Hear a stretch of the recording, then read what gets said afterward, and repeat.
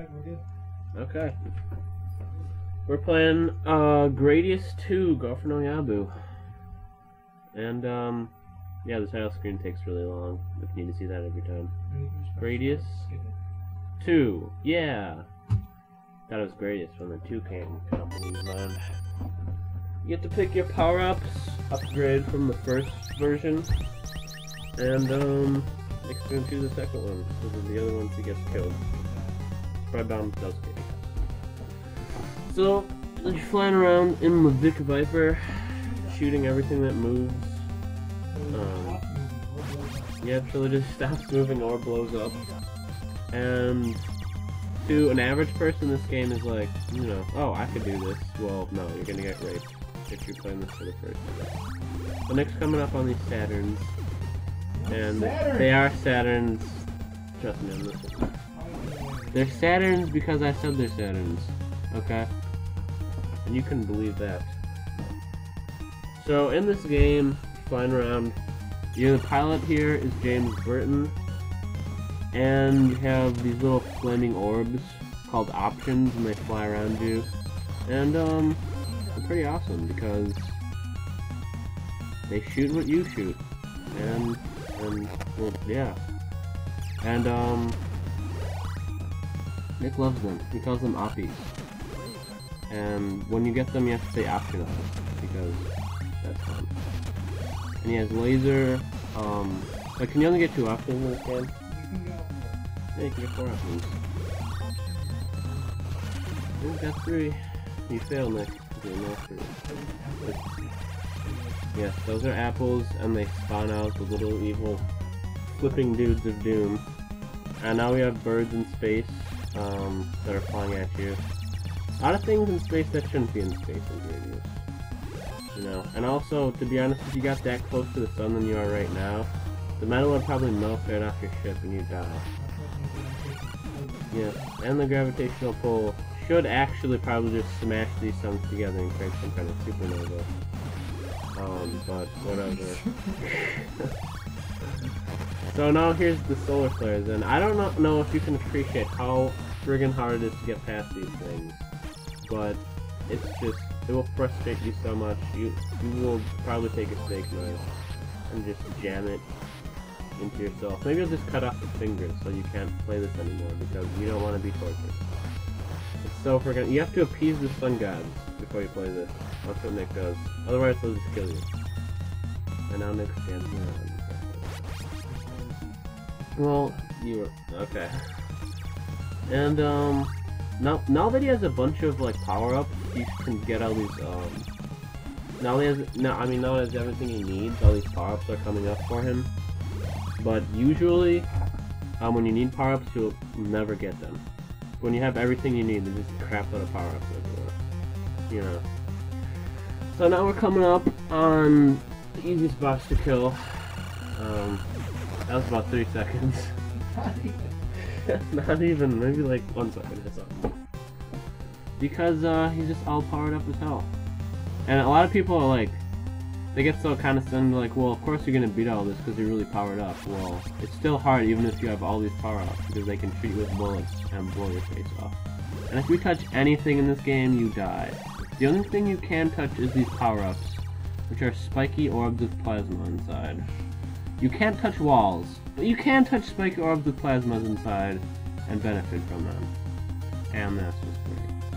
Now we're in the sea level, sea space. Yeah, it's sea space. Synthetic life, sea space, pretty much the same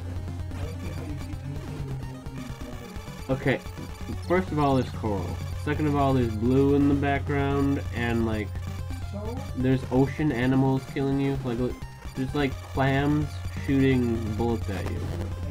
Well, egg sacs also live in the sea. And there's laser turrets. Okay, look at those things. Those are like trilobites or something. Those live in the sea. They actually look like pill bugs. And look at those mollusks right there. Sea space mollusks. From the sea in the space, they're mollusks.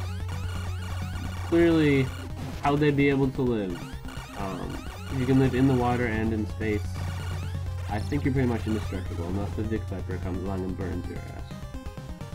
And, oh, also these things, those are clearly like tentacles from octopi. Grabby arms? That's the official term, isn't it, Nick? A grabby arms? Okay. That's great. And, good thing Nick is good at this, because before, some time ago when we did this review, he kept on dying, and he refuses to go on when he dies once. Even though you can stock up a pretty good amount of lives playing this. He resets the game, he has chronic... Even if sometimes he misses a power-up, he's like, no! No! And he has to reset it because he has a terrible addiction. Power-ups are crucial, but you don't have to fly off the handle and go all banana sandwich. You don't get one. You know. Yeah, like that one you just missed. You don't have to go insane and, you know, come to school with an AK-47. Okay, these things are obviously from the movie Alien. Yeah. They do look like from the movie Alien. I think, before I said they're sea monkeys, but now I see kind of a resemblance to scorpions. But the face grabber. Like, you've seen Yeah. the face. Yeah, I've seen the face grabber thing, so the thing comes out of their mouth. Those look exactly like. They do look extremely similar, but there's one small thing. Alien came out like 10 years after this was made. Yeah, it did. When did it come out? Well, fine, and they stole it from Gradius. Okay, they stole it from Gradius. Definitely. Yeah. Well, the cantaloupe eye took about slightly longer than the bird to kill this time.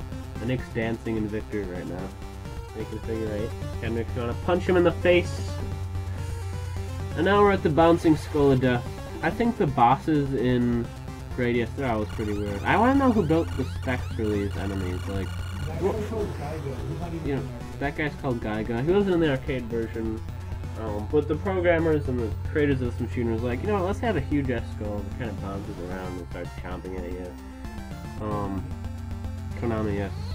Nick, your face. But anyways, what if the U.S. military had all this crap? That'd be pretty awesome. So there's mini cores flying at you right now. There are mini cores. They're like exactly like cores. Rashids, well, they're the spawns of the. They're like baby mini cores, and they grow up to become the big cores. R-A-S-C-H-I-D-C. There's E. Well, however I spelled it, whenever I spelled it, it still stands. They are mini cores. And how the hell are you dodging all those bullets? Look at this. This is just a total death trap. There's so many death zones, just like lines of death that you cannot cross. And if you're one tap of the D-pad off, you're just friggin' dead. Forget about it. So now we're flying in the Space Island stage, and what I don't get is like how physically this works out. Like there's islands on top of you, there's islands on the bottom of you, and there's like ground on the top and ground on the bottom. There's ground on each end of you. So you're probably just like in the center of the Earth, as it says. Because that's what the Earth would be like. Yeah, it would. Yeah, there would be... Okay, you know what? We want to get scientific about it. The core... Wasn't that like evil death zombies in the middle? It was about the core stopping rotating. Yeah, the core stopping rotating. But... Yeah, well, and that guy wanted Hot Pockets in the movie. Yeah, the guy in the movie, he wanted to eat Hot Pockets. Oh, right, that guy. Yeah, that guy. So, Nick, oh my god, are you talking about the core? The core. You're the one talking about the core and Hot Pockets. Nick, I swear to... No, you're the one who brought up the core. No, wait, that was me. You're the one who does all this. Stop trying to go through this without shooting anything, okay? Okay, you know what? The last time he tried to do this, he died like 80 times because he was being all cocky. And we had to do this review so much. Watch your mouth. Because you're playing Gradius. You could get it blown off or something. That'd be scary. Nick, I swear to God, you better start shooting. You better start shooting, because if you die, I swear to God, I'm gonna come over. I'm gonna get the big Viper, and he's gonna get you. Okay. Actually, why do we always refer to the big Viper as he? He's a machine. Because he went to college. The Vic Viper did not go to college, and if we talked about this, just because he ate sushi and Proteus does not mean he can go to college. Ramen. We now know that. So apparently eating ramen and sushi means that you go to college. Yes. Okay, yes, that's Nick for you. Okay. That's how his mind works, and it's scary.